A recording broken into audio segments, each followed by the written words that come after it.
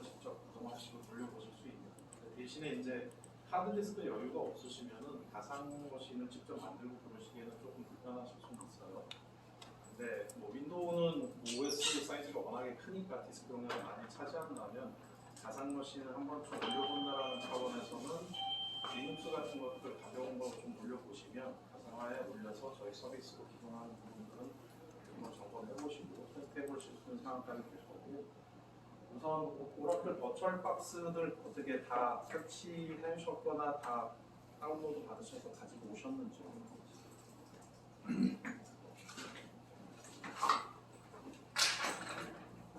우선 제가 화면에 퀵하게 이렇게 흘러가면서 뭘 해주시면 좋겠다라는 내용 한번 먼저 빨리 설명드리고 실제 오늘 교육 내용으로 넘어가도록 하겠습니다. 그래서 처음 버추얼 박스를 실행하시면 여기 아마 다 비어 있을 거고요. 저는 뭐 이거저거 테스트한다고 많이 만들어서 그런데 새로 만들기 하시고요.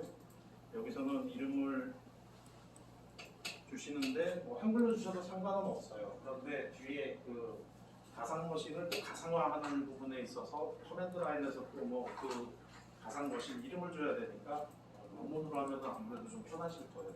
도수창에서 한글 입력하고 그러기 불편하시니까 여기서 OS의 종류를 리눅스로 선택을 해주시고 안타깝게 그 버추얼박스에서는 CentOS는 없습니다. 그래서 저 CentOS가 레드햇 계열이니까 레드햇 64비트를 선택해 주시고 다음 넘어가시면 되고요.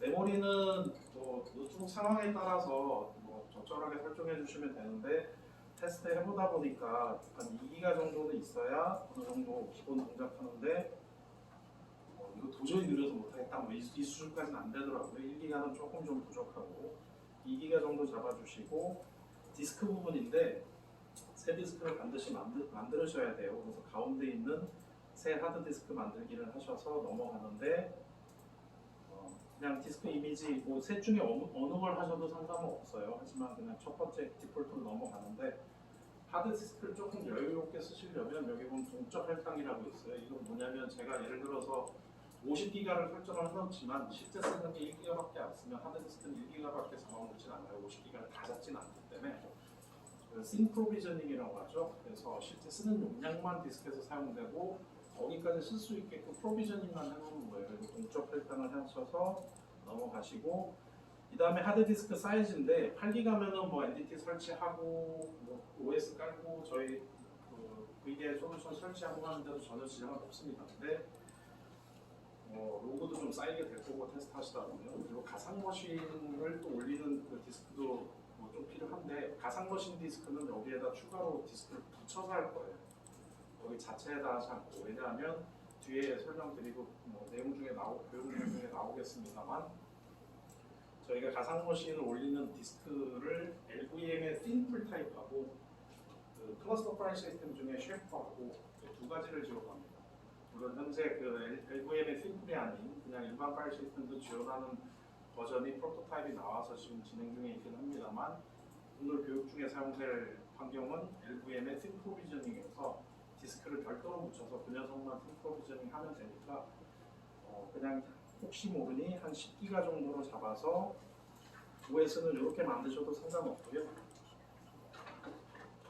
이렇게 해서 만들어지면 이 녀석을 설정하기에 들어가셔서 다른 건 다 모르겠지만 두 가지 저장소하고 네트워크를 지정해 주셔야 되는데 저장소에 가보면은 CD롬이 지금 비어 있잖아요. 여기에서 여기 플러스 버튼을 누르시거나 비어 있음을 선택하신 다음에 클릭해 주시면은 저는 이거저거 하다 보니까 여기 여러 가지가 좀 리스트가 되는데 그냥 디스크 파일 클릭해 주시고요. 다운로드 받아오신 그 CentOS 7.5 ISO 이미지가 있는 데를 선택을 해주시면 되고요.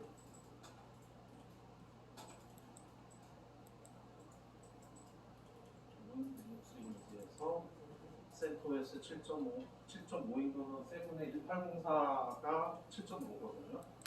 이거 선택해주고 그 다음이 네트워크 부분인데 네트워크는 가상화하면서 잠깐 언급 드릴 텐데 네트워크를 어떻게 접속시키느냐가 여러 가지 방법이 있어요. 어쨌든 가상 머신이 기동되어지게 되는 베이스가 되는 그 환경을 호스트라고 하는데 호스트에 있는 어댑터를 브릿지로 해서 쓰기도 하고 패스스로 시키기도 하고 그 다음에 가상 네트워크로 나트를 구성해서 쓰기도 하고 나트가 아니라 가상 네트워크 자체를 스위치로 만들어서 쓰기도 하고 그러는데 나트로 하시게 되면은 어떤 일이 있게 되냐면 통신 구조로 보면 호스트에서 가상 머신으로 통신이 안 됩니다. 호스트에 브릿지를 하더라도 호스트에서 가상 머신으로 통신이 안 돼요. 그걸 하려면 별도 설정들을 다 복잡하게 해주셔야 돼요. 가장 좋은 거는 어댑터 2로 가셔서 하나를 더 사용하시면서 뭘 해주시냐면 여기에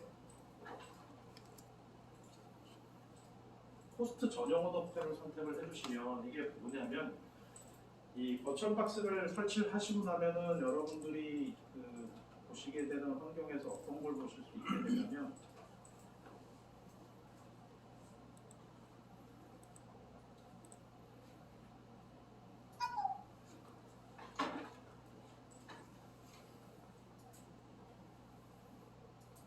여기 보시게 되면은 버추얼 박스 호스트 온리 버추얼 박스 2번, 3번이 있는데 저는 이제 네트워크를 막 다른 걸 테스트하기 위해서 2개, 3개를 더 만든 거예요.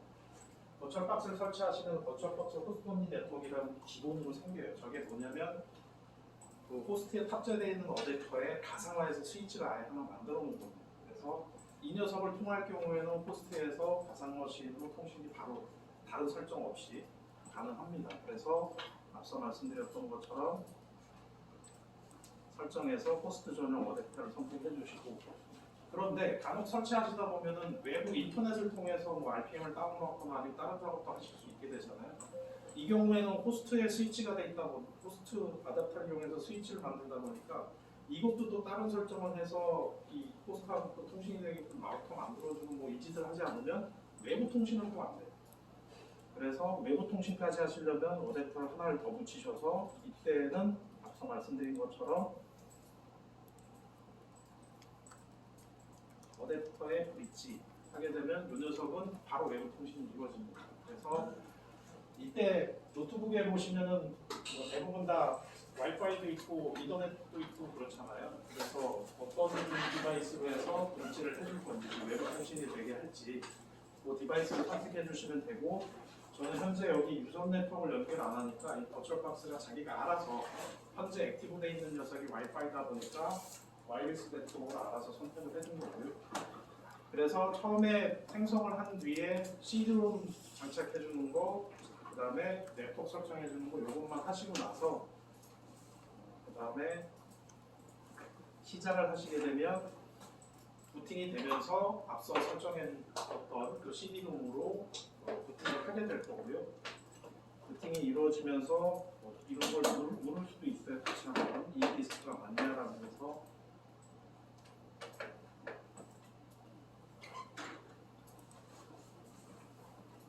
이렇게 해서 쭉 부팅되어지면 그 샌드보스 기본 설치는 대부분 다 아시리라 판단을 하고 설치할 때 소프트웨어 셀렉션 부분에 있어서만 가상 호스트를 선택해 주시면 됩니다. 가상 서버, 버추얼라이제이션 서버만 선택해 주시면 되고요. 뒤에 그 과정 중에도 설명드릴 텐데 잊지 마셔야 되는 거는 반드시 호스트 이름을 설정하고 넘어가셔야 됩니다. 호스트 이름을 로컬 이렇게 하게 되면 뭐 아주 심각한 문제가 있는 건 아니지만 뒤에서 설명드릴 저희 서비스가 기동되기 위해서 필요한 그 몇 가지 그 통신 모듈들이 있어요. 그 서드파티들이 있는데 루트 소스 서드파티들이 있는데 이 녀석 중에 메시지를 전달해주는 통신하는 레비덴트라는 녀석이 있게 되는데 이 녀석은 반드시 호스트네임 베이스로 통신을 하게 돼 있어서 설치하실 때 네트워크 설정에 있어서 호스트네임 설정을 반드시 해주시고 넘어가셔라. 만약에 설정이 안 됐더라도 나중에 따로 설정할 수 있으니까 너무 이렇게 깜빡하셨더라도 다시 한다거나 그러실 필요 없이 다시 설정해 주면 되니까 쭉 진행하시면 되고요. 이렇게 해서 실교육 진행되는 중간에 뭐 설치 과정들 요거 몇 개 뚜루룩 하다 보면 아마 한 30분 내에는 아마 OS 설치를 다 하실 수 있을 거예요. 설치 과정 중에 뭐 문의사항이나 궁금하신 사항이 있으면 중간 브레이크 타임에 좀 얘기해 주시면 될 것 같고요. 자, 그러면 오늘 본 토픽으로 좀 넘어가서 전체 저희 제품 설명드리기에 앞서서 우선 먼저 좀 여쭤보면 가상화를 한번 접해 보셨던 우리나라 개나 더 있죠. 한 번도 안 접해보시고 가상화가 나는 뭔지 모르겠다. 아직까지 한 번도 접해본 적이 없다. 기본 개념은 아마 가상화를 접하셨더라도 구조적인 면에 있어서 제가 이런 부분을 얘기 드리는 가장 큰 이유 중에 한 가지가 뭐냐면 설치 구성된 다음에 현장이었을 때 상황 변화들이 생겼을 때 대응하기 위해서 좀 기본 구조는 알고 가시는 게 좋겠다 싶어서 말씀드리는 거고요. 가상화는 출발 자체가 자원을 좀 더 가용성을 높이자라는 데서 출발한 거고요. 여러분들도 현재 노트북에서 그 작업 관리자에서 성능 부분 보시면은 CPU, 네트워크, 메모리 이런 거 사용하는 시스템을 보시면 스테디하게 사용하는 상황에서는 CPU는 아마 5%, 10%밖에 안 쓸 거고요.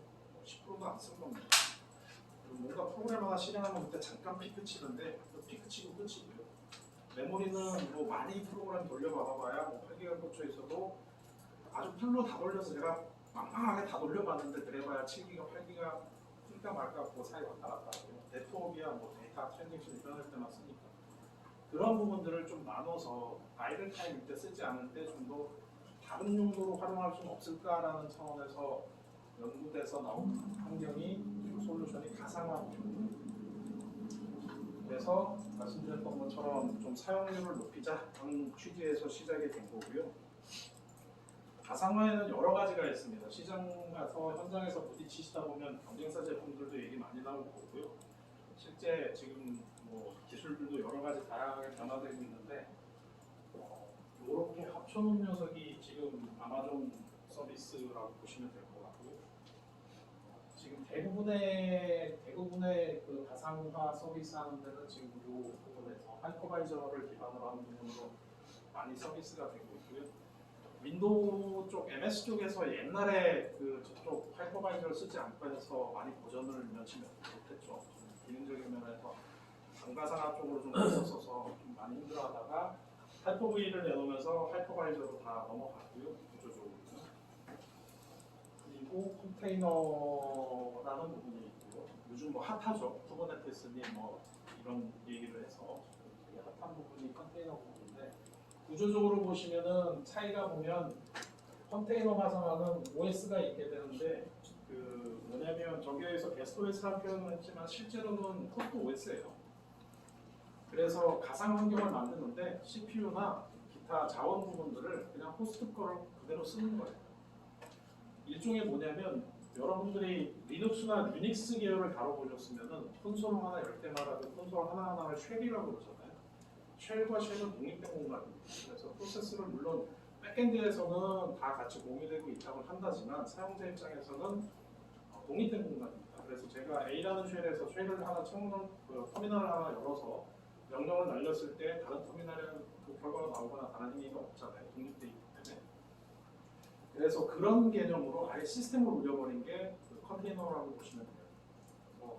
사실은 저 기술이 굉장히 오래전부터 나왔었는데 상용화가 안 됐고 제일 먼저 상용화한 게 사실 선이었죠. 선이라는 데서 존이라는 이름으로 해서 솔라리스에 처음 좀 어나운스가 돼서 솔라리스 내에 멀티 도메인 한 개의 머신에다가 IP 어드레스 여러 개, VIP나 이런 게 아니고 독립된 호스트처럼 여러 도메인을 동작시킬 때에 컨테이너 기능을 사용해서 서비스를 했었는데 왜냐하면 선은 닷컴으로 컸잖아요. 그래서 닷컴 쪽에 웹서버나 이런 부분들을 좀 더 플렉서블하게 서비스하는 방법이 뭘까 해서 도입됐던 게 솔라리스의 존이었는데 크게 빛을 보진 못했죠.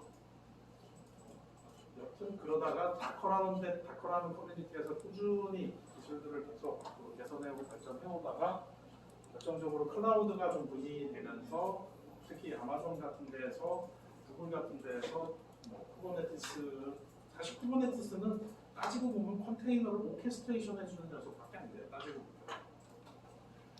보면 그 오픈스택에서 얘기하고 있는 세븐인가 식스 스택인가 오픈스택이라고 해서 클라우드 스택을 받으시면 가상 컴퓨터 가상화가 있고 스토리지 가상화가 있고 네트워크 가상화가 있고 다 있는데 제일 위에 있는 게 오케스트레이션이에요.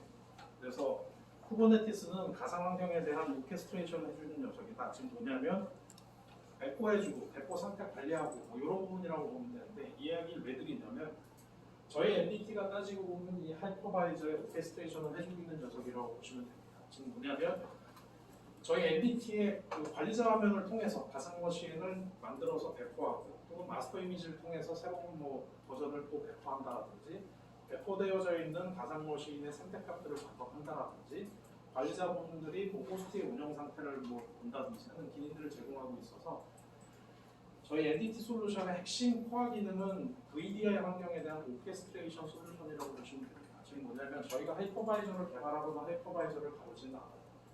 물론 장기적으로는 뒤에 또 구조를 설명드리면서 이야기를 드릴 텐데 이 전가상화, 반가상화의 차이를 놓고 보면 그 전가상화는 그 OS 성격이라기보다는 이 호스트 OS라는 녀석이 결과적으로는 그 뭐랄까 저희가 일반적으로 접해왔던 그런 OS가 아니에요. 그냥 가상화 기능만 있는 거죠. 나머지 뭐 자체적으로 뭐 파일 시스템을 따로 가져간다라든지 뭐 그래서 네트워크를 어떻게 따라한다든지 이런 게 아니고 가상 환경만 제공해주는 부분인데 그게 그것과 반가상화 즉 앞서 컨테이너 얘기 들으면서 잠깐 얘기 드렸던 것처럼 호스트 OS의 리소스를 그 복제해서 쓰듯이 빌려서 쓰듯이 쓰는 그런 부분들이 있는데 그런 에뮬레이션을 해주는 기능들이 있게 되는데 그 에뮬레이션 해주는 부분들은 장기적으로는 저희 NDT에서도 어쩌면 좀 커스터마이징을 해서 빌드한 버전으로 따로 좀 릴리즈를 하거나 그럴 수도 있습니다. 그래서 지금 협업 개발하고 있는 부분에 있어서는 부분을 따로 빌드해서 릴리즈해서 쓰고 있는데 시장에는 캠이라는 용어로 어나운스되어 있는 그 에뮬레이터고요. 그는 레드 리눅스 계열에서는 전부 캠을 쓰고 있어서 그 부분들이 사용되고 있고 저희는 NDT 서버 구조로 본다면 일단 30으로 이야기를 드리는데 오른쪽 두 개는 잊어버리시고요. 일단 기본 구조를 가지고 설명드리고 펼쳐서 30이 어떻게 기동되는지 즉 클러스터 환경이 어떻게 기동되는지 말씀드릴게요. 앞서 말씀드렸던 것처럼 근데 저 한 2m는 안 되지만 마스크를 벗고 숨차서 만나겠다. 와 시간도 좀 빡빡해서 마음이 급하다 보니까 말이 좀 빨라지니까 더 숨차요. 그 전체 레이어로 보면은 왼쪽에 보시는 것처럼 스토리지, 미들웨어, 서비스 모듈로 해서 큰 덩어리는 이렇게 세 가지 덩어리로 나눠지게 되고요. 앞서 잠깐 언급드렸던 것처럼 그래서 이 스토리지 부분은 현재는 LVM의 심플하고 클러스터 파일 시스템의 쉐프만을 지원을 하고 있고요. 클러스터 FS까지도 지금 뭐 기본 테스트나 점검들은 다 끝난 상태고 베리타스 VCS도 지원을 해서 테스트는 다 끝났어요. 근데 이제 상품으로 릴리즈는 아직 좀 대기하고 있는 상황이고요. 그 다음에 중간에 있는 이 미들웨어 네 가지가 반드시 설치되어져야지만 저희 서비스가 하이퍼바이저의 서비스되고 있는 내용들을 좀 오케스트레이션 하는데 도움을 주는 녀석이에요. 그래서 우선 마리아DB 먼저 말씀드리면 저 녀석은 그냥 서비스 DB라고 생각하시면 됩니다. 그래서 가상 머신에 대한 정보, 사용자에 대한 정보, 접속 정보, 스토리지에 대한 정보 등등을 저장하고 관리하는 게 마리아DB고요. 몽고DB는 저 녀석을 쓴 이유는 그 아무래도 성능 때문에 몽고DB를 좀 도입한 부분인데 로그나 이력 정보를 쌓으려다 보니까 성능이 굉장히 좀 서비스보다는 좀 많은 트랜잭션이 일어나다 보니까 NoSQL에서 몽고DB를 사용해서 몽고DB는 이력과 로그 데이터가 쌓인다고 보시면 되고요. 그런 성능을 고민하다 보니까 세션 매니지먼트 부분들도 디스크 DB보다는 메모리 DB가 좀 더 성능이 빠르겠다라고 해서 세션 매니지먼트를 위한 메디스라는 DB, 메모리 DB가 탑재되어져야 되고요. 그래서 세 가지 DB는 다 서비스를 위한 그래서 서비스 DB가 마리아DB, 로그나 이력에 대한 부분은 몽고DB, 그다음에 세션에 대한 부분은 메디스 이렇게 보시면 될 거고요. 마지막 레빗 큐가 뭐냐면 메시지 큐에 브랜드명이 레빗이라고 붙은 거고요. 토끼가 뛰어들면서 메시지 전달하는 녀석이고요. 즉 뭐냐면 위에 있는 NDT 서비스는 모든 서비스가 메시지 기반으로 해서 기동되게 돼 있습니다. 그래서 NDT 서비스 모듈로 보면 큰 덩어리로 보면 C 모듈, H 모듈, W 모듈로 나눠지게 되는데 그 이니셜이에요. W는 웹 모듈이고요. 웹에는 어드민과 유저와 그다음에 API로 해서 크게 세 가지 모듈이 있고요. H 모듈은 호스트 모듈입니다. 즉 그래서 호스트에서 실제 하이퍼바이저하고 관련된 일, 호스트에 스토리지를 만들거나 또는 가상 머신을 만들거나 가상 머신 자체에 대한 상태를 조회하거나 등등의 가상 머신이 기동되어진 하이퍼바이저와 관련된 모든 명령을 수행하는 녀석은 H 모듈이고요. 모듈이고요. C 모듈은 컨트롤 또는 커뮤니케이션 모듈로 보시면 됩니다. 즉 관리자 웹에서 뭔가 뭐 템플릿 VM을 하나 만들어라고 명령을 또 던지면 그 녀석을 처리할 때는 반드시 커뮤니케이션 C 모듈을 통하는 거죠. 커뮤니케이션을 통해서 H 모듈한테 메시지를 전달해주면 약속되어 있는 규격에 따라서 전달하는 메시지가 VM을 만들어라는 메시지라면 하이퍼바이저에게 VM을 만드는 명령을 날리게 되고, 물론 그 전에 디스크부터 만들겠죠. 뭐 그런 명령들이 순차적으로 기동되게 되어지는데, 그런 이 모듈 간의 통신을 통해서 뭔가 행위들이 일어나게 될 텐데, 모듈 간 통신을 하지 않고 저희는 RabbitMQ라는 메시지를 기반으로 해서 통신하는 그런 구조로 갖춰져 있습니다. 그래서 전체 그 레이어로 본다면 보시는 것처럼 3레이어로 되어 있으면서 핵심이 저희 서비스 모듈도 중요하겠습니다만 미들웨어에 있는 저 4가지 서브파티 제품들이 클러스터링이 완벽하게 되어져야만 저희 서비스도 당연히 자연스럽게 클러스터링이 되겠죠. 그런데 이 모든 제품 다 클러스터링 환경을 다 지원합니다.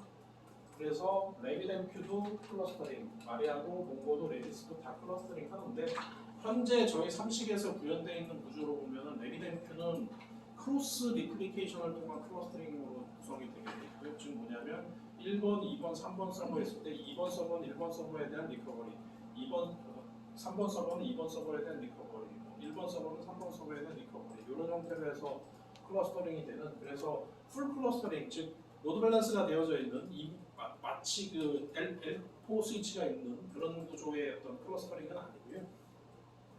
RabbitMQ의 경우에는 리플리케이션 기반의 클러스터 환경으로 구성이 될 거다. 그다음에 마리아의 경우에는 뭐 여러 어떤 거와도 상관없어요. 뭐 갈레라를 써도 좋고 다른 뭐 서브파티 클러스터링 솔루션을 써도 좋고요.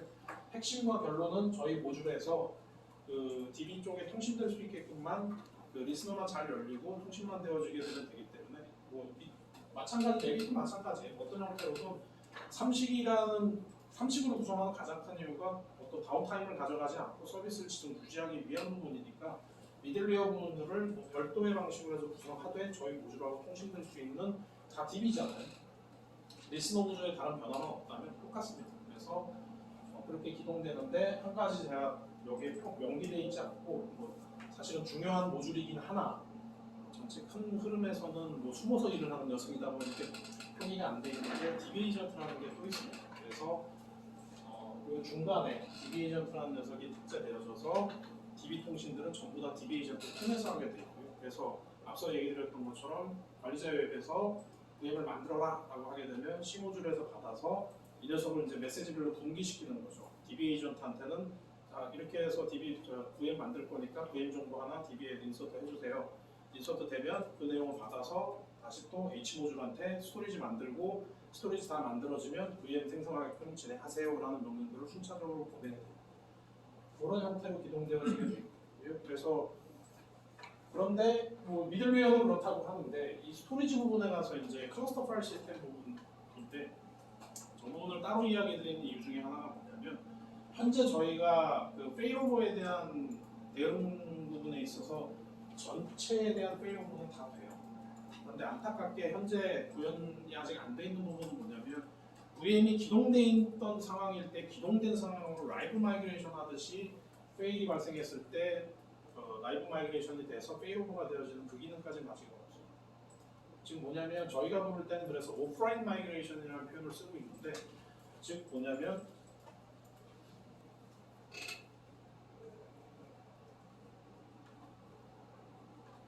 지금 보시는 것처럼 VM 1번이 접속됐을 때는 3번 서버에 있는 스토리지를 읽어서 그 클라이언트 화면에다가 제 그 가상 환경을 띄워준 거죠. 그래서 제가 뭐 리눅스를 저기에 띄워서 보고 있었는데 장애가 발생해서 이 서버가 다운됐어요. 또 스토리지가 페일이 났어요. 그 순간 무슨 일이 일어나냐면, 지금 잠깐 반짝거리고 있는 녀석이 있죠? 이 중에 여기에 이미 VM 01에 대해서 지금 2번 서버에 리플리케이션이 일어나 있는 거예요. 저거는 스토리지의 기능이고요. 스토리지 상에서도 셰프도 사실은 풀 클러스터링이 아니라 리플리케이션 클러스터링이에요. 그래서 백업하는 형태예요. 그래서 스토리지가 하나 만들어지면 7시간으로 이쪽에 백업이 하나가 생깁니다. 다른 호스트 쪽에. 그래서 지금 보시는 것처럼 3번이 페일이 나면 2번에 있는 VM 이미지를 가지고 VM을 기동시켜서 접속시키다 보니 여기 현재 VM이 기동됐을 때 사실은 이 호스트 OS상의 메모리에 제가 기동되어져 있는 상태 있잖아요. 어떤 프로그램을 실행했고 뭐 OS는 뭐고 등등등 이런 정보가 메모리에 담겨 있는데 이게 페일이 일어나면 메모리를 복제해가지 않는 이상은 그 녀석을 다시 복구할 수 있는 방법은 없잖아요. 기술적으로는 가능합니다. 그 메모리도 뭐 서비스 모듈에서 기동되어지고 있는 상태들을 계속 스냅샷을 뜨는 방법이 있어요. 그래서 메모리 부분들을 복제를 해놨다가 그런 페일이 일어나면 그 복제되어져 있는 데이터 파일을 가지고 즉 뭐냐면 뭐 혹시 리눅스나 유닉스 같은 거 보셨으면 그 메모리 파일 시스템도 그 얘기 들어보셨는지 모르겠는데 요즘 리눅스 설치하면 기본으로 그 메모리 파일 시스템 템프로 만들 거예요. OS 기동의 성능을 빠르게 하기 위해서 디스크가 아니라 메모리 파일 시스템을 적절하게 만들어서 캐시나 버퍼를 내릴 때 그쪽으로 먼저 내려서 빨리 동작하게끔 하는 그런 부분인데 그래서 메모리 부분들을 파일로 내리는 기법들도 있고 하이퍼바이저도 그런 기능들을 다 제공을 합니다. 그래서 기동되어져 있는 VM3번에 대해서 현재 메모리에 올라가 있는 내용들을 내려줘 라고 하게 되면 파일로 내리게 돼 있고 내려져 있어요. 그러면 만약에 그렇게 내린 녀석이 역시나 여기 클러스터에 쓰여져 있다면 3번 서버가 페일이 나더라도 이쪽에 복제되어 있는 메모리 데이터가 있을 테니까 그 녀석을 기반으로 해서 다시 복구를 할 수 있는 거죠. 즉 라이브 마이그레이션이 될 수 있는 거예요. 왜? 얘를 펼 때 합쳐서 키면 되고 이렇게 해서 요거 메모리를 올리고 얘 기동되어져 있는 VM은 이쪽에 있는 거야 라고 해서 연결해주는 그런 부분들이 있으나 안타깝게 아직은 저희가 거기까지는 구현을 못했고 그래서 현재는 페일이 일어나는 순간 여기는 꺼져 있는 VM이잖아요. 그냥 뭐 하이퍼바이저 올라와 있는 건 아니고 스토리지상에 이미지로만 있는 거다 보니까 바로 직전까지 백업해놨던 버전으로 해서 다시 복구가 되어지는 그 상황입니다. 그래서 어떤 게 있냐면 디스크에 어쨌든 스와핑하고 페이징을 하잖아요. 윈도우든 리눅스든. 그러다 보니 여기에도 접속됐었을 때 여기에도 계속 뭔가가 써졌었을 거고요. 그 써진 내용들도 이쪽으로 계속 복제가 되어지고 있긴 합니다. 그러다 보니 페일이 났을 때 다시 켜게 되면 우리 저 그런 경우 있잖아요. 오피스 이렇게 막 작업하고 있었는데 꺼지고 다시 키면은 복구하시겠습니까? 라고 했듯잖아요. 그 정도까지는 복구가 가능합니다. 그래서 이런 형태로 해서 서비스가 기동되어지는 거고요. 추가로 장점을 하나 더 말씀드리면 저희는 3+N 방식이라 해서 물론 이게 더 유연해졌어요. 1+N 방식도 가능하고 2+N도 가능하고 지금 뭐냐면 호스트는 이쪽에서 서비스를 다 하고 그런데 실제 VM으로 올릴 서버에 이런 미들웨어들이라든지 이런 게 탑재되어지다 보면 그나마 그것도 또 리소스를 빼먹으니까 그 녀석들을 다 빼고 올 곳이 전부 다 VM한테 호스트가 가지고 있는 리소스를 다 주기 위해서 제일 오른쪽에 보시는 것처럼 호스트 모듈만 탑재하고 나머지 미들웨어 뭐고 아무것도 탑재 안 하고 호스트 모듈만 탑재해서 VM을 올릴 수 있게끔 스케일 아웃이 가능합니다.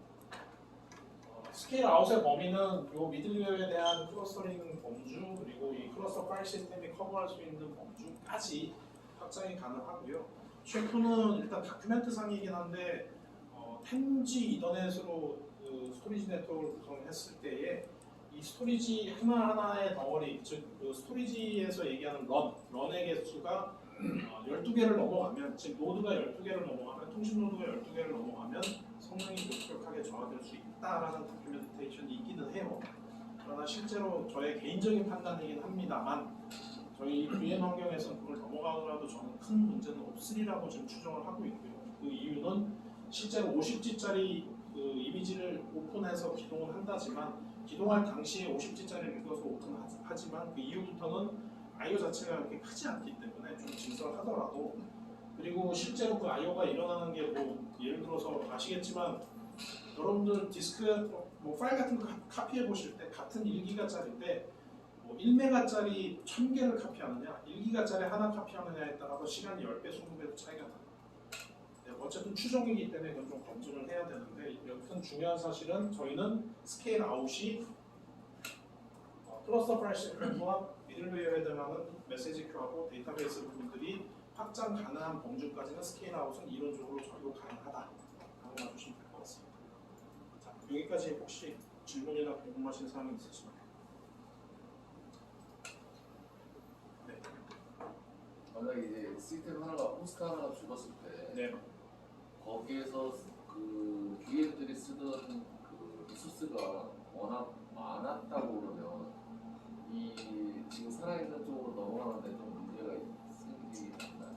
그게 그래서 처음에 아키텍팅 할 때 좀 검토해야 되는 사이징의 주요 부분 중에 하나입니다. 호스트를 사이징 할 때 페일오버에 대한 시나리오를 어디까지 가져가실 거냐라는 부분, 그 부분들은 사실 어떻게 보면 고객 협의 사항입니다. 그래서 뭐 고객분들은 뭐 가상화해서 좀 뭐 효율성을 높이자고 하는데 뭐 그런 페일오버까지 감안해서 50%밖에 못 쓴다.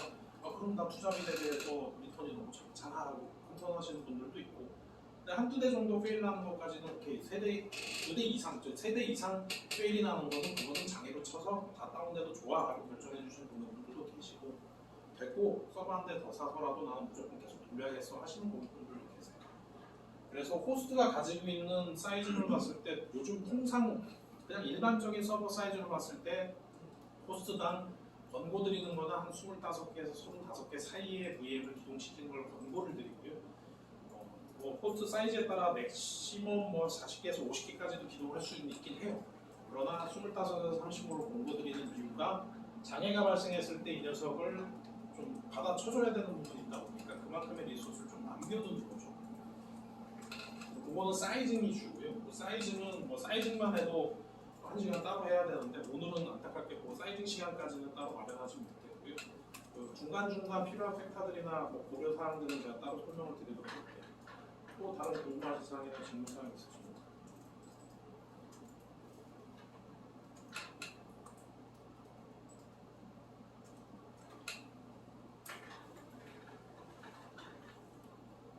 생각보다 제가 너무 빨리 해가지고 앞서 처음 시작할 때 말씀드린 것처럼 화이트보드 방식이라고 얘기드려서 자료는 여기까지예요. 그래서 일단 요걸 기반으로 해서 펼쳐가면서 설명을 드릴 텐데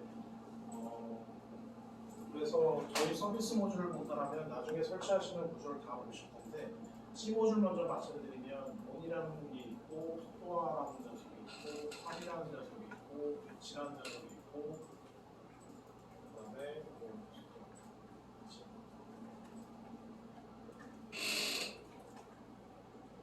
그다음에 H도 몬이 있고 스토어가 있고 팝이 있고 그다음에 W는 어금이 API 이거 이외에 DB 에이전트하고 MDT 모듈로 보면은 저희가 설치되어지게 되면 지금 나열되어 있는 저 부분들이 쭉 설치되어지게 되어 있거든요. 나름 그 모듈 이름 가지고 직관적으로 처리하게 되는 기능이나 내용들을 좀 인지하실 수 있도록 그렇게 하는 부분인데 이것은 모니터예요. 얘는 스토리지. 얘는 커맨드. 얘는 말 그대로 배치자. 얘는 오텐티케이션. 자, 그래서 하나의 워크플로우를 말씀드리자면 사용자가 웹 유저의 접속을 시도하는 순간 웹 유저 웹페이지를 열었어요. 웹페이지를 열은 다음에 제 아이디 패스워드를 넣게 되면 하나가 더 있다.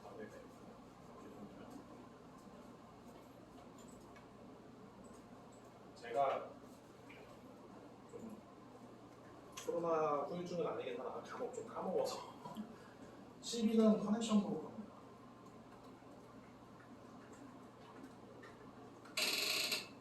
그래서 웹 유저로 처음 그 아이디 패스워드를 딱 입력하는 순간 제일 먼저 알려진 게 뭐냐면 CB한테 커넥션 브로커한테 나 인증 좀 해주세요 라고 해서 요청을 하게 되면 이 녀석이 인증을 해야 되니까 오덴티케이션으로 빠지겠죠. 이 중간에 그러니까 여기에서 로그인 행위가 일어나는 순간 아까 말씀드렸던 내비덴큐에게 로그인 하는 거야 라고 해서 메시지를 던져주면 로그인에 대한 메시지에 대한 규정이 있는 거죠. 저희 프로시저상에. 그러면 이 녀석한테 보내서 이 아이디와 이 패스워드를 가진 사용자에 대해서 인증 좀 해줘. 그러면 결과 값을 이렇게 됐어 라고 리턴 주면 리턴 값을 다시 또 12쪽으로 보내서 유저한테 답을 주게 되죠. 그러면 인증이 됐으면 로그인이 되고 그러면 페이지가 리다이렉션이 되고 인증이 안 되면 뭐 로그인 페일이라든지 뭐 보안 규정 때문에 그 뭐 예를 들어서 뭐 패스워드가 틀려서 로그인이 안 됩니다. 또는 아이디가 틀려서 로그인 안 됩니다. 이건 표출 못하게 돼 있어요. 그래서 그 보안 기능이라든지 CC 인증에 있어서 이런 제품의 경우에는 접속에 페일이 발생하더라도 사유를 알려줄 수 없게 돼 있습니다. 규정상. 그래서 고객분들이 그런 부분도 컴플레인을 하시긴 해요. 그런데 제품의 기능상 예를 들어 RF상에는 보안 기능 획득할 것, 뭐 CC 인증 받을 것이라고 해놓으셨는데 거기에 규정이 그걸 보여주면 안 되는 거기 때문에 혹시라도 컴플레인 하시는 상황이 생기더라도 규정을 들으시면 됩니다. 근데 그도저도 다 필요 없고 나는 표출해줘. 표출은 가능하긴 합니다. 저희는 내부적으로 다 그 상태에 대한 부분들은 다 규정을 해서 쪼개놓기는 했으나 규정상 보여드리면 안 되기 때문에 그걸 표출을 안 한 건 뿐이고요. 그래서 이런 형태로 기동되셔서 동작되어지게 되어 있고요. 그래서 서비스를 저희가 기동할 때 설치하고 구성할 때 제일 먼저 하셔야 되는 일이 이런 서비스 모듈들도 쭉 있지만 제일 아래쪽에 있는 NDT 이니시라는 녀석이 있게 되는데 저 녀석이 뭐라는 녀석이냐면 제일 처음에 설치한 다음에 물론 이제 이거 이외에도 파일이 하나 더 있기 때문에 구조를 말씀드리면서 여기까지 말씀드리고 잠시 브레이크를 하도록 할게요. 여기 보시는 요 리스트들이 설치가 되어지면은 빈이라는 폴더가 하나 있게 되는데 빈 폴더 내에 있는 파일에 답니다. 그래서 저 CDT 컴프라는 녀석은 여러분들 프로그램 설치하면은 뭐 모든 프로그램들이 컨피그레이션 정보들을 어딘가 담아놓잖아요. 근데 저희 NDT 서비스의 경우에는 두 군데의 그 컨피그레이션 정보를 담아뒀는데 하나가 지금 말씀드린 CDT 컴프 부분이고 두 번째가 마리아DB 쪽에 오퍼레이션 컨피그라는 테이블에다가 필요한 정보들을 또 따로 담아놓습니다. 서비스를 기동하기 위한 기본 구조에 대한 데이터는 CDT 컴프하고 마리아DB에 있는 오퍼레이션 컴프라는 테이블에 담겨져 있는 정보들이고요. 그러면 처음에 설치를 쫙 하고 나면은 어딜 가도 고객사 IP는 당연히 다 틀릴 거고 DB도 틀리고 뭐 심지어는 뭐 상황에 따라서는 뭐 스토리지 뭐 구조도 조금씩 틀릴 수도 있을 거고요. 어디는 뭐 그냥 LVM의 심플로 해서 일식으로 기동하지만 어디는 뭐 쉐프로 기동해야 되고 그리고 어디는 고객사 요청에 의해서 뭐 SSH도 포트를 뭐 난 포트는 안 되니까 22번 딴 걸로 바꾸라라고 그랬지. 아니면 저희 서비스 자체도 기본 포트가 예를 들어서 관리자 앱은 8443을 쓰고 있는데 그 포트도 바꾸라라고 그랬지. 아니면 마리아DB 3306 포트도 논 포트이기 때문에 보안 규정 다른 포트 바꾸라든지 이런 설정 값들이 바뀌게 되잖아요. 자, 그런 부분들을 어떻게 할 거냐는 거예요. 그러면 일부는 CDT 컴프에서 수동으로 고쳐야 되는 부분들도 분명히 있겠습니다만 그런 부분들을 여러분들의 편의를 위해서 NDT 이니시라는 녀석을 실행을 하게 되면 이 녀석에서는 앞서 얘기했던 이 네 가지에 대한 설정 부분들을 구성하실 수 있게끔 환경을 제공을 해드려요. 그래서 예를 들어서 마리아DB IP 어드레스, 접속 루트 패스워드, 그리고 포트 이런 정보들, 그리고 기능이 뭐 어떤 버전에는 들어있고 어떤 버전은 없긴 하나 정식 버전에서는 그 다른 탭으로 넘어가서 NDT 이닛의 다른 탭에 넘어가서 봐보면 초기 서비스를 위한 데이터베이스를 리셋해주는 기능, 그리고 몽고DB하고 접속되게끔 하는 기능, 네디스하고 통신하게끔 통신 환경도 설정해주는 거, 즉 뭐 ID, 패스워드, IP 뭐 이런 값들 쭉 기본 설정값 만들어주는 거죠. MQ에 대한 부분들도 마찬가지 그런 부분들 다 설정해주고 난 다음에 서비스를 기본하는. 그래서 NDT 이닛에서 수정할 수도 있고 CDT 컴프에서도 해줄 수도 있는데 CDT 컴프에서 못하는 게 패스워드죠. 지금 뭐냐면 마리아DB 접속 패스워드 정보 같은 경우 저 위에 플레인 텍스트로 나오게 되면 저 고객분들 중에 뭐 OK 좋아라 하실 분 아무도 안 계시죠. 그래서 NDT 이닛에서 예를 들어서 DB 접속 패스워드 같은 경우에 저희 알고리즘에 맞춰져서 인크립션하고 해시값으로 떨어뜨려서 그 해시값을 CDT 컴프에다 써줍니다. 그런데 저희는 512로 해시를 하기 때문에 단방향이어서 저 해시값 가져가더라도 크랙 못하세요. 오늘날까지는 제가 알기로는 뭐 슈퍼콤을 돌려도 512로 그 해시를 떨어뜨린 녀석은 역으로 다시 그 디크립션을 못하는 걸로 알고 있습니다. 그래서